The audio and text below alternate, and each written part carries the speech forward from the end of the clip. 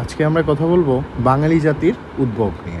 বাঙালি জাতির উদ্ভব প্রধানত দুই ভাগে বিভক্ত। একটা হলো অনার্য জনগোষ্ঠী আর পরবর্তীতে আর্য জনগোষ্ঠী।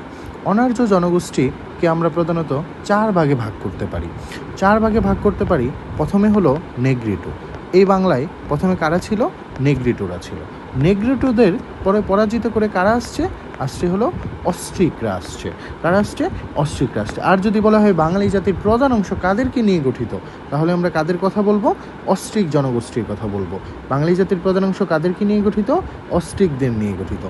তারপরে দ্রাবিড় জনগোষ্ঠী বাঙালি জাতির এই অস্ট্রিক সম্প্রদায়ের সাথে এসে কি করছে? মিশে গেছে। এই জন্য দ্রাবিড় জনগোষ্ঠীকে কি বলা হয়? অনুপ্রবেশকারী বলা হয়। কি বলা হয়? অনুপ্রবেশকারী। তারপরে চারটা একবারে আমরা জেনে নেই। আরেকটা কি আছে? বুরচেনীয় বা মঙ্গোলীয়।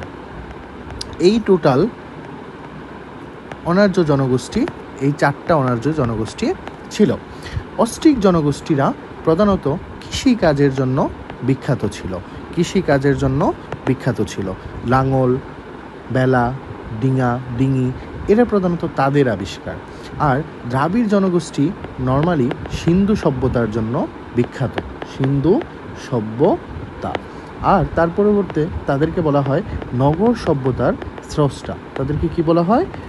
নগর সভ্যতার স্রষ্টা বলা হয়। ঠিক আছে? ওকে।